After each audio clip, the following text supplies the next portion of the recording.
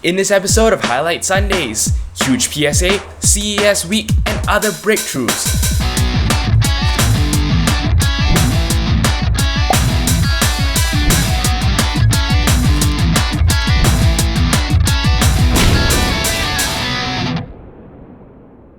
Hello and welcome back to Highlight Sundays. It is the second week of 2013, and here are your highlights.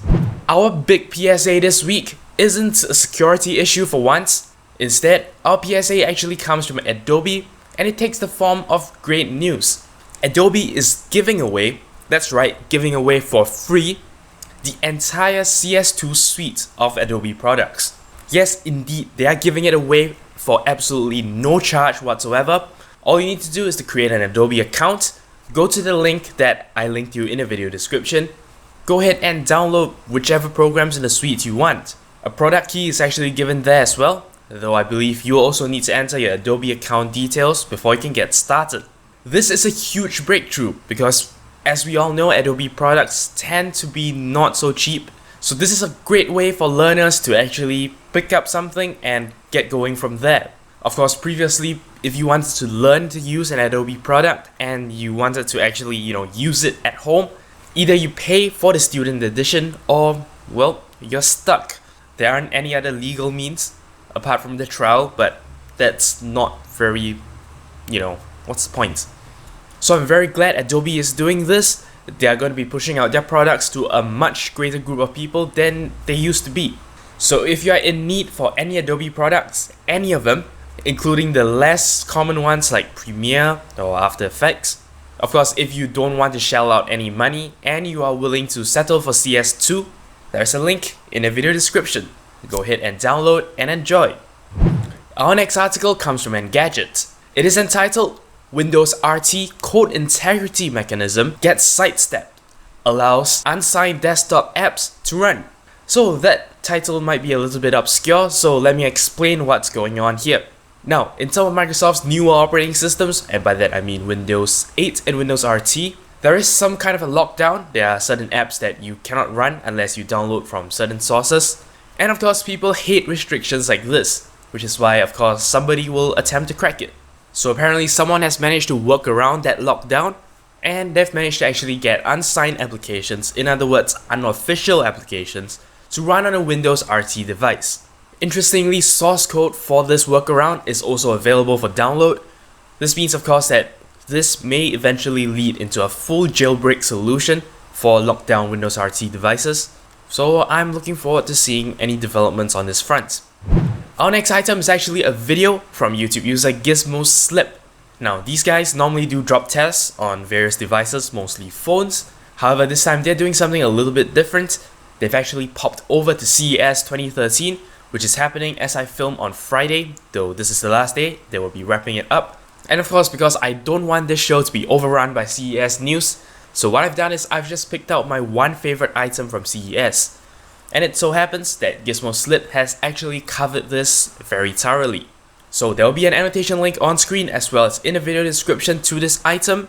This item is actually a consumer camcorder produced by Sony. What's so special about this camcorder is that it carries a new and improved kind of stabilization system. Now, internal image stabilizers aren't anything new. A lot of cameras carry this, including the camera that I'm using to film this video. But what Sony has done is they've stepped it up a notch. Very quickly, image stabilization works like this. Light comes into the camera through a lens and then to a sensor. When you move your camera around, this entire assembly moves as well. And of course, if you are actually bumping it or shaking it, you will get shaky footage.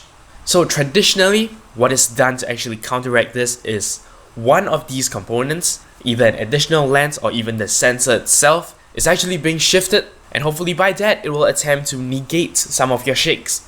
In many cases, this has proven insufficient, especially if you are zoomed in somewhat, because of course that magnifies any amount of shake you have. What Sony has done in their breakthrough setup is their entire lens assembly is able to move. So instead of having a single component that is moving, essentially the entire internals of the camera is actually swaying and moving along. So in a video I linked you to, you can actually see this at work. It looks amazing, and well, I'm glad that image stabilization is getting better and better because of course As an amateur filmmaker, these are the kind of things you are looking out for. I've personally tried many means of actually attempting to stabilize my camera with various amounts of luck, so it's always good to know that, work is being put into this. This next article comes from Gizmodo, and it also comes with a video. It is entitled, "These flexible e-paper tablets could change your desk forever." Well, the title basically says it all. These are actually just tablets made of e-paper technology. They are pretty thin. What is interesting is you would expect to have multiple of them on your desk, and as the video shows, you can actually carry out an interaction between each of the tablets by picking them up and tapping them against each other, or putting them side by side, and various other gestures like that actually involve, having the individual tablets meet in certain ways. Of course, each of these tablets are also equipped with touchscreens, meaning of course you can key in text. However, it's e-paper, so the response time of the screen is actually quite a bit slower than we'll be used to. The prototypes shown at this stage are also monochrome and require external power. To me, this looks really interesting. However, it does kind of feel unfinished at this stage. Hopefully they will polish it and optimize it somewhat so that it becomes an actual practical thing that doesn't cost too much. Once again, link in the video description. There is also a video attached to the article. And that basically wraps it up for this episode of Highlight Sundays. With regards to vlog segments, well, I do have something to talk about. I feel that content is actually a bit too long for this segment, yet a bit too short for a full-blown episode. However, my plan is, well, I'll go ahead and talk about this on Wednesday. So we'll leave it at that and we'll see how things go. Well, that's all there is for this episode of Highlight Sundays. If you have any comments, queries or suggestions, feel free to leave a comment in the comment section below. I'll do my best to read and reply to all comments you send me. As always, if you like this video, remember that I appreciate every like, favorite and subscription you give me. Until next time, you are watching 0612 TV.